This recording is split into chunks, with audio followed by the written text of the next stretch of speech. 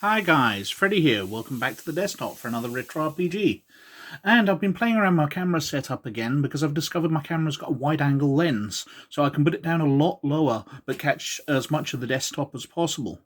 And it means that while I can put the camera straight on to give you a better view of the page, it also lets me see the screen so I can see what I'm recording. So hopefully it's going to work out. But this is a test video, so if things go dreadfully wrong, please accept my apologies. But this week I would like to present this. Traveller the New Era, Fire, Fusion and Steel. This is a 1993 Games Designers Workshop release for Traveller the New Era. Now, I've not covered Traveller before, because looking through my collection I seem to have lost all the rulebooks. I've got lots of source books like this one for Traveller the New Era, Traveller Mega Traveller and Original Traveller, but I cannot find any of the rulebooks for any of the 3 editions. So I would normally like to cover them first, but I do adore this book for its complexity, so I thought I'd cover that this week. Now, Traveller itself was a science fiction role-playing game, much like a science fiction version of Dungeons & Dragons. It's a generic game which comes with a setting, but you don't have to use that setting. So, like Dungeons & Dragons, you will use with the Forgotten Realms or Greyhawk, but it's a generic fantasy game because you can fight dragons and orcs and all that wherever you want. Traveller was set in a generic science fiction universe, but there was this setting. Now, Mega Traveller came out and it took that setting further forward and baked it into the rules more. But things got a bit too complex and they reset the rules with Traveller the New Era. And that was after a sort of apocalypse. A terrible computer virus had destroyed virtually all technology and set the worlds back to a feudal state and the Star Vikings and all that. But I'll go into detail about that when I cover Traveller the New Era. But Fire, Fusion and Steel was a source book to cover all of the technology levels. Because obviously you can go from virtually Stone Age planets right up to high-tech planets, and variants in between, depending on how much the computer virus had wiped out. So they might have fusion cannons but not have anti-gravity, or vice versa. They might still just be using machine guns and things, but in flying battleships or whatever. And Fire, Fusion and Steel was an idea to allow you to incorporate elements and build up your technologies. But let's have a look at the back cover before we delve into the rules. Fire, Fusion and Steel, the Traveller technical architecture, puts you in control of your science fiction game in ways that no other product ever has. Science fiction is about diversity, the unusual, and pressing the cutting edge of science. It's not suited to simple lists of equipment that limit play. Each different world's environment calls for slightly different approaches to transportation, communication, and even weaponry. You need rules to design whatever equipment you need, as many different variations of it as your players find uses for. More than that, you don't need jargon and double talk. You need to understand enough of the science behind the equipment. You can see how it works, understand its limitations, and make the game come alive. Fire, Fusion and Steel has all of that and more. Starships, aircraft and vehicles, in almost infinite variation, are at your command. From fusion power grav tanks to advanced technology lighter than airships, from gigantic armoured star cruisers to delicate ornithopters. Pick your power plants from a selection that ranges from primitive steam engines to matter-antimatter annihilation, with side excursions to solar power, batteries, explosive power generation, or even cold fusion. Tired of just playing with jump drives? Tailor your campaign around a wide selection of FTL options, from natural wormholes to stargates, stutterwarp, or hyperspace drives. Or if FTL is too advanced for you, conquer space the hard way, with Bussard hydrogen ramjets or Daedalus thermonuclear pulse drives. The Cybernetics chapter alone has dozens of entries and provides a rich basis for adding cybernetic enhancement to any science fiction game. Weaponry isn't slighted either. Rules and supporting data allow you to design small arms, conventional cannons, Gauss weapons, plasma and fusion weapons, lasers, particle accelerators, meson guns, missiles, and more, or counter them with reactive armor, electrostatic armor, meson screens, or nuclear dampeners.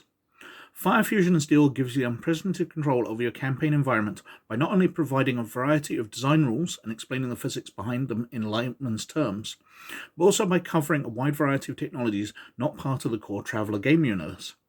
It is a sourcebook on the universe building for any science fiction referee, and an indispensable reference work on future technology. Other people give you catalogues of future equipment, we've given you the factory. And it kind of does that, but it's also incredibly complex. What they've done here is what many people at the time called a physics primer. There's just so much in here. For example, in this one sourcebook, which is 160 pages long, it says there are some 225 tables of information. And it is great. It's a lovely read through if you like your imagination taking flight and seeing different technologies that you could incorporate into a science fiction game. But let's be honest, who has time or will to read through 225 pages? One of the examples given on the Wikipedia page is, for example, to calculate a rocket's thrust in newtons, the player is directed to add the rocket's mass in kilograms to the square root of the rocket's designed velocity in kilometers per hour, then divide the sum by a modifier taken from table 119. That's ridiculous for a game. Give us a number, drive makes ship go fast. But Fire Fusion Steel, nope, it goes into the details. So let's have a flick through and let's see some of the interesting things within it. So, we start off with Traveller dealing with a metric system, which it feels necessary to detail for some reason. The Imperial Campaign technological fields. So it shows that we've got genetics up to whatever stage, gravitics, star drives, major systems. So we've got designing spacecraft, starting with a hull. Nice hull size calculator there. Faster than light drive, control systems, electronics, weaponry, power supplies, sublight drive, crew and life support. And it's not really going into much here. Workstations and bridge, design evaluation, allocate damage areas. And we've got ground vehicle design, the chassis, suspension, control systems, life support, electronics, weaponry, power plant, transmission and crew. But these are just the details. Whatever cargo is aboard it. Lift vehicle design, I'll not bother going through every stage of that. Aircraft design, but it's going through all the steps you need to build these things. And then we're on to things like drive systems. So we've got cyclocranes here, where the spinning body helps add lift. A magnosphere, where the air passing over the top of a rotating sphere causes it to lift. What else we got? Cigar, balloons. Parwig wingship. So, wing and ground, where a wing is more efficient when it's closer to the ground than it is at high altitudes. They believe the Spruce Goose only managed to take flight because of that, the largest plane ever built by Howard Hughes. It managed to take off and fly, but it never got great height. I actually believe that perhaps the Wright brothers' first flight was helped by that, because they didn't build a terribly good plane. But wing and ground, where the air is compressed under the mass of the wing to help lift it. But controls, life support, weapons. There's this more interesting technology. Material technology for subsystems. We've got personal armour. Battle dress, the sort of powered armour of the Traveller universe. Faster than light drives, with jump drives, alternate technologies. We've got stutterwarp. Charge build-up limitation, optional rules. Wormholes, stargates, subspace. Got control systems. Oh, I missed psionic transfer drive. So it's coming up with every technology they can think of and put in. You can see there where the pilot is hooked into the control systems. Various electronic systems. radar, active sensors, LiDAR, neutrino sensors, electronic countermeasures and ECM systems. Just so many tables for calculating all of this out. Passive subspace sensors, pass. Tachyons, explosive reactive armor, dampeners screens and the strong and weak forces, meson screens, nuclear dampeners. There is so much in here. Sandcasters, force fields, tractors and repulsors, designing force fields. We've got fuel scoops, different power productions with the fuels, chemical power plants, even down to burning wood, alcohol, coal, or antimatter. You know, how much mass you need to generate how much power, and the cost involved. Fuel cells, piezo-nuclear fusion, sublight maneuver drives, realistic thrusters, ion drives over here, the Dean drive, very odd cartoon of a pickup truck floating, Bussard ramjets, Daedalus thermonuclear drive, where you drop a nuclear bomb out of the back of the machine. The explosion then hits a blast plate, driving you forward. Solar sails, contragrav and ducted fans. Now, this is a science fiction geek's dream, just all these technologies detailed out, but so complex. Compensated G's, max acceleration, max evade. And we're on to technology and cybernetics. So head jobs with cyber eyes, telescopic infrared, passive infrared, star eyes, color enhancement, thermal viewers. There's so many. Eyeball display, holo recorder, rangefinder, cyber ears, other modifications, body implants, peripherals, a chainsaw hand, a grapple hand, hard fist, power legs, torch hand. And we're on to matter teleportation, which is usually beyond the realms of Traveller. But if you want to make a Star Trek game using this technology, or this technology book, you can do. Or even if there's alien tech, you know, something they find buried by the ancients. We've got fire control. And then we're on to weapons. So we go through the various types of ammunition, cartridges, shotgun, electrochemical bullets, weapon design with the barrel. You can have double barrel weapons. Bullpup configuration, how that leads out. So instead of having the magazine in front of the trigger, you have it back. So you have a longer barrel for a shorter weapon. Tinkering the design, silencers, flash suppressors, multiple barrel rotary guns, Gauss weaponry.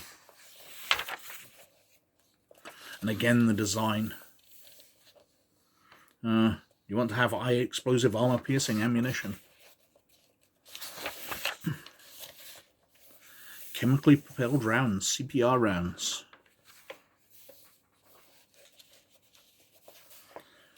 We're still not finished. There's so many here. We're on to mass drivers, particle accelerator weapons. Lots of tables, not a lot of artwork, you'll notice, because we are on sort of heavy physics here. Meson guns. Did I skip a type there? Power requirements for your different weapons. High energy weapons. Chapter 8, lasers. So the basic of lasers and how they work. Oh, a full page of text on how lasers work, the basics. And more. Laser functions. The tech levels where lasers come in. A chart of atmospheric absorption of laser beams, whether you're using X-ray lasers, gamma rays, infrared lasers. etc. Just so much detail crammed into a book, claiming to be broken down for somebody who doesn't really understand this stuff, but it's not. It is very complex, or at least for me it was. Perhaps I'm just a bit dim. Hey, we've actually got a picture. So, large weapons, then we're on to ammunition again, warheads. Armor-piercing, fin-stabilized, discarding sabot.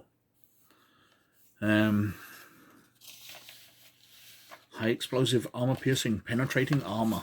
So it goes into the details of how a high-explosive, armor-piercing bullet works.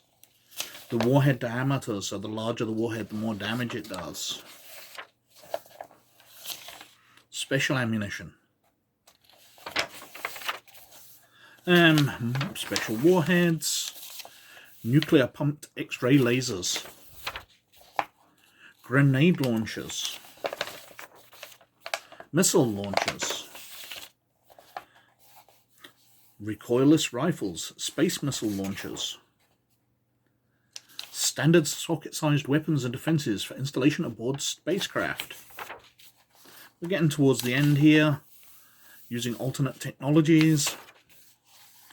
More charts and tables for the electronics in missiles. Tech level 14 socket barbette turret. So instead of you having to design from base, they actually do have some set weapons here that you can use.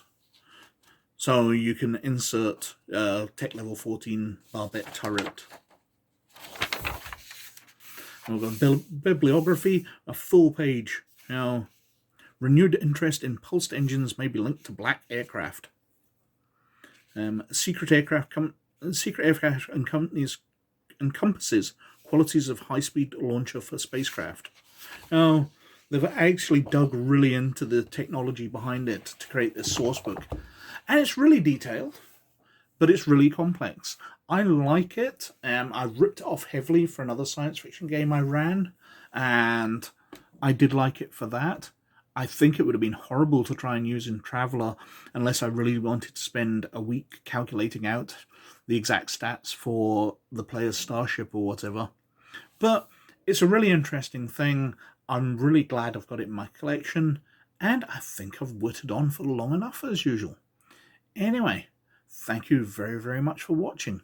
Please like and subscribe and comment below, as those things really help me out with the YouTube algorithm. But most of all, you look after yourselves, and I'll catch you later. Bye now.